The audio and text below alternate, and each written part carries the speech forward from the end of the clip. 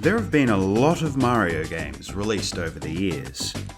As the plumber's popularity has grown, so too has the range of games he is featured in. When you look at the top sellers, the milestones are largely the ones you'd expect.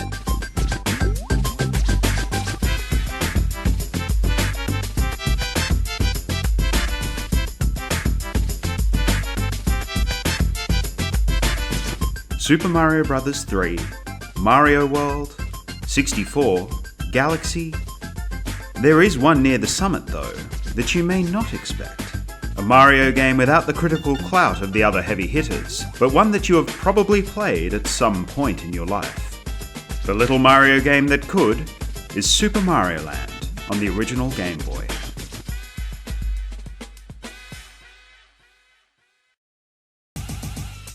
Your first impressions may be that this is another Super Mario Bros. Game, just in black and white.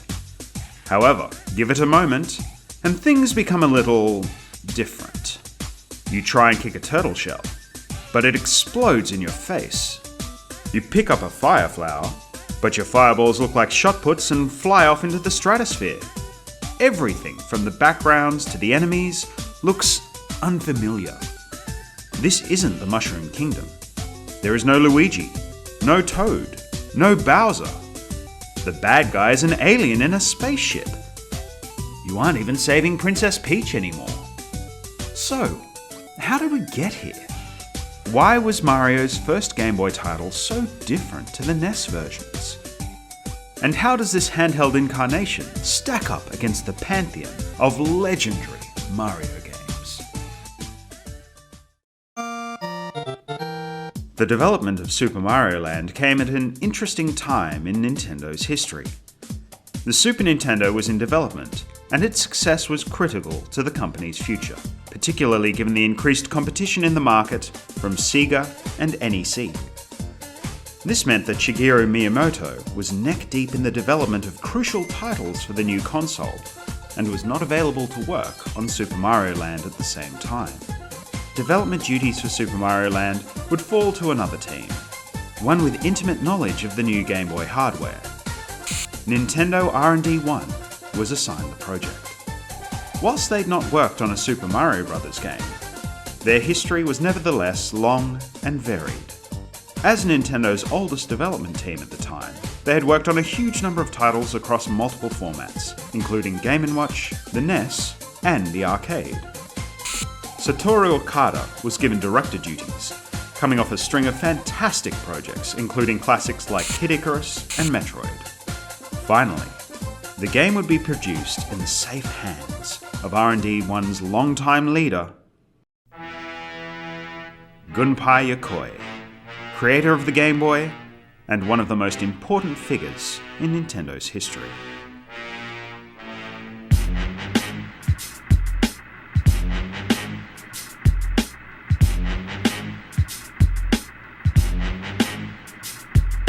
His design philosophy, lateral thinking with withered technology, was seen through the Game Boy's hardware.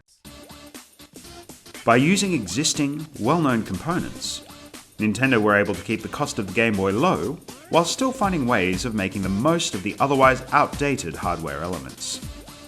For example, the Game Boy screen was monochrome, providing a distinct advantage in battery life compared to its rivals that would feature colour screens instead. Whilst these choices certainly gave the Game Boy a considerable advantage in the marketplace, it did present a litany of challenges for the development team to deal with. The most obvious one, of course, was the lack of colour. Consider the visual design of the NES Mario games. The use of colour was critical to distinguish the characters and foreground elements from the backdrop. Obviously, this would not be possible on the Game Boy's monochrome screen, so Mario Land's art style was tweaked. Backgrounds were much lighter and punctuated mostly by outlined points of interest, rather than heavily shaded objects. Likewise, foreground elements were altered to suit the black and white display, with the most obvious change being the item used to represent a 1-up. On the NES, this was a green mushroom. However, this distinction would not be possible in the monochromatic art style of Super Mario Land, so these items were represented by hearts instead. There are many more aspects of the visuals that are different, with more and more becoming apparent as you play through the game.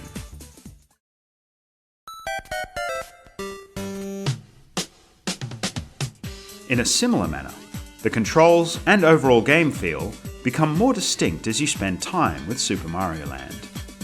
The game feels most similar to the first Super Mario Bros., with simple left-to-right movement, no vertical scrolling, and a very simple path for power-ups. The sprites are quite small, but this is to ensure a similar ratio for the overall playfield to the NES title. The key differences stem from the way the controls work. They're extremely responsive, especially when compared with other platformers on the Game Boy, but there is a fuzziness to them that is very different to the NES games. Mario overall feels a little lighter, with mid-jump movement acting differently to the NES, and collision detection near ledges being a bit more forgiving than on the console counterparts.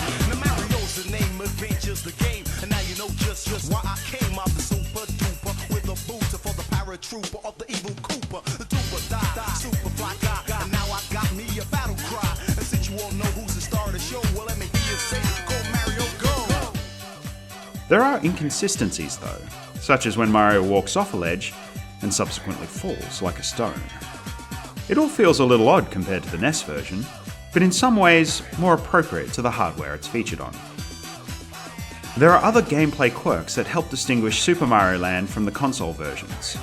The Super Ball power-up is a great example. In most other Mario platformers, picking up a flower allows you to throw fireballs, which bounce along the screen in a relatively horizontal manner. In Super Mario Land, the flower gives Mario the ability to throw Super Balls instead. These hit the ground once, then fly up into the sky. This gives them a very different use to the fireballs on the console. Those are generally used to clear the path in front of you, whereas the Super Ball is often most useful when knocking out skybound enemies before they become a threat.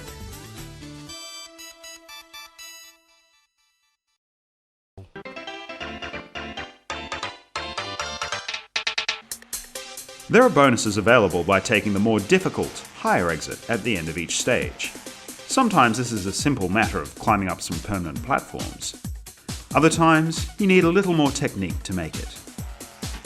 It's well worth it though, as the bonus event gives you a flower power-up at minimum, all the way to a 3-up.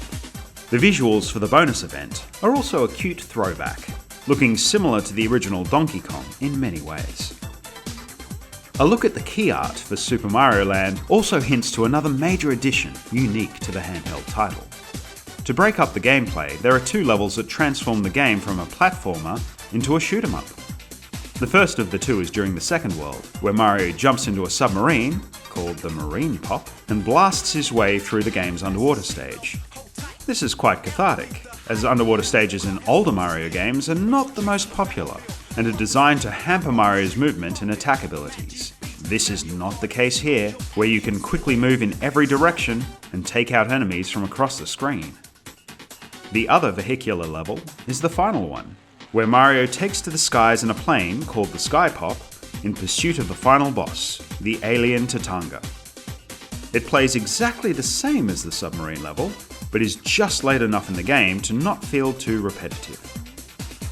Both of these shooter levels are admittedly simple mechanically, but fit well within the general ethos of the game as being a neat diversion.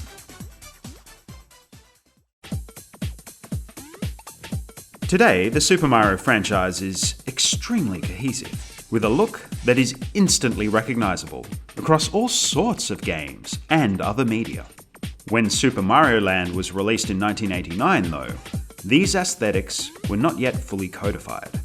As such, the overall presentation of the handheld title is a little strange and off-centre compared to other games in the series.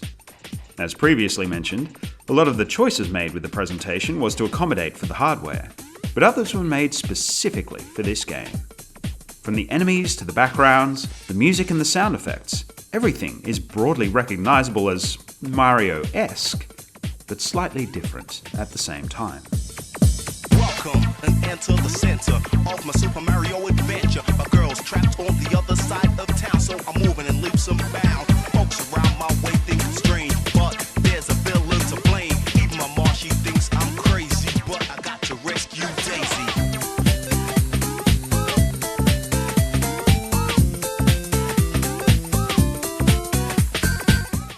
One of the most obvious examples here are the worlds that Mario runs through and the enemies that populate them.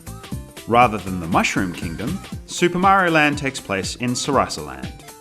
With this change in setting comes a variety of new locations, with each bearing a much closer resemblance to the real world than the previous games in the series. World 1 is the Buributo Kingdom, featuring pyramids, hieroglyphics, and enemies all reminiscent of ancient Egypt. The boss is a sphinx-like creature called King Totemesu, whose attacks and movement are reminiscent of Bowser's. World 2 is the Muda Kingdom, which is water-themed and evokes the mystery of the Bermuda Triangle. After being dropped off by what looks like a UFO, Mario skips along the coast and eventually jumps into his submarine to navigate through marine wreckage and eventually challenge Dragon Zamasu. World 3 is the Eastern Kingdom, whose Moai statues and enemies not so subtly reference Easter Island. The caves, spike pits, and flying enemies provide a bump in difficulty, and the end boss is tricky to time correctly. World 4 is the Chai Kingdom, which is clearly based on ancient China from the initial moments of its music alone. The background has a bamboo forest, you are chased by ghosts straight out of Chinese folklore, and the final stage takes place in the sky. You'll first have to take out the giant cloud boss before challenging Tatanga. All throughout the game, you're presented with a peppy, catchy soundtrack that helps to keep the game flowing whilst also providing flavour to the individual world areas. The music came courtesy of Hip Tanaka, one of Nintendo's most talented in-house composers. Like the rest of the game, it's similar in some ways to other Mario soundtracks, but has a distinct style that sets it apart. It's certainly one of the most underrated Mario soundtracks, with the credits theme in particular instantly becoming one of the best tunes in the franchise.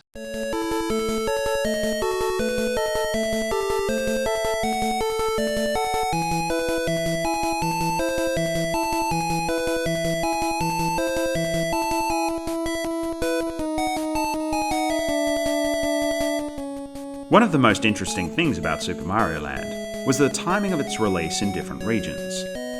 Unlike many other Mario games of the era, the Japanese and US releases were within a similar window of time, with the Japanese version hitting the market in April 1989 and the US version coming a few months later in July 1989. The interesting part of this is that the different regions had actually received very different Mario games up to this point, leading to varied expectations from players in opposed markets. Consider the timeline of major Mario games for each region relative to the eventual release of Super Mario Land in 1989.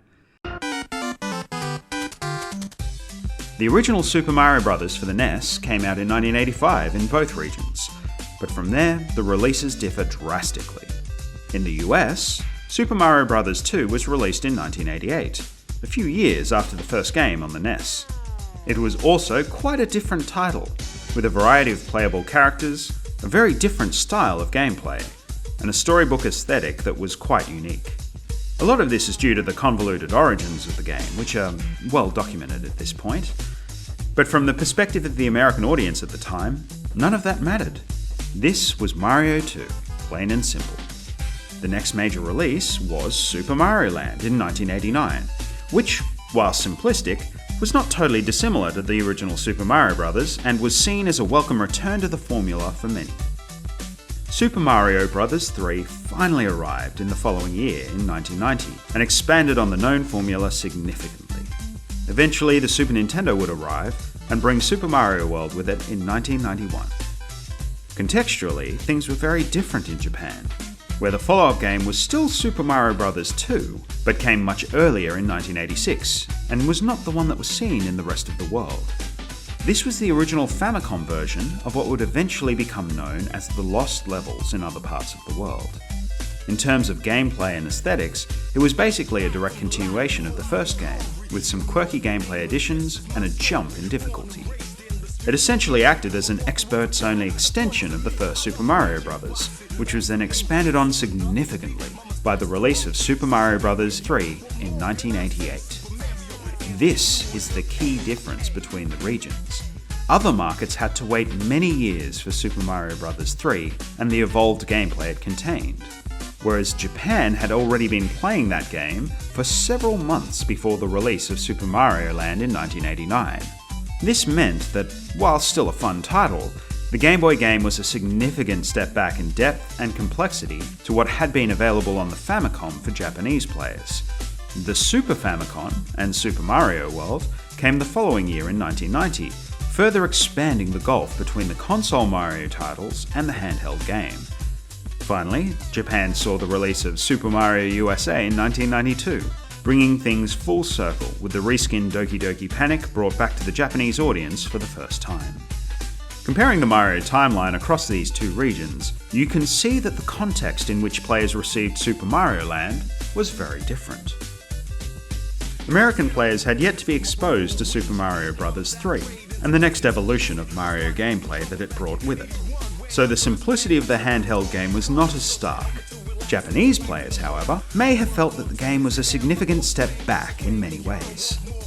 Regardless, both markets received the game well, and proved there was space for a separate handheld Mario series to complement the console titles.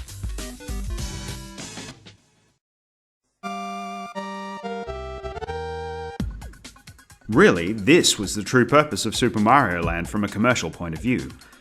Looking back, it was never intended to compete with the console titles in complexity, but rather was supposed to use the familiar Mario gameplay to highlight the strengths of the Game Boy and the possibilities of handheld gaming in general. The gameplay was simple, but effortless to pick up and play. The graphics were basic, but easy to follow on the small screen. It was a short game, but this made it possible to play through on a single set of batteries without any difficulties. Things that may have been seen as significant downsides on a home console needed to be thought of in a new light, now that portable gaming was part of the picture. In that sense, Super Mario Land was one of the most successful games in the entire franchise. With all this in mind, it's really not that surprising that it remains one of the best-selling Mario games of all time. It also laid the foundation for future Mario Land titles that would introduce concepts and characters that would become core components of the franchise for years to come.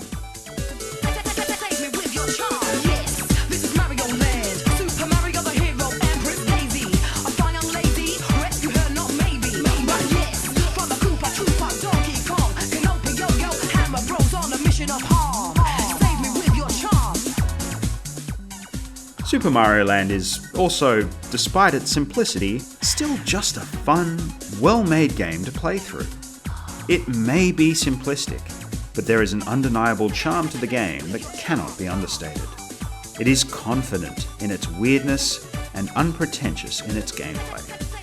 If you're looking for a short-lived but memorable distraction, Super Mario Land remains one of the plumber's most iconic, if underappreciated, adventures. Plus, that music is just catchy as hell.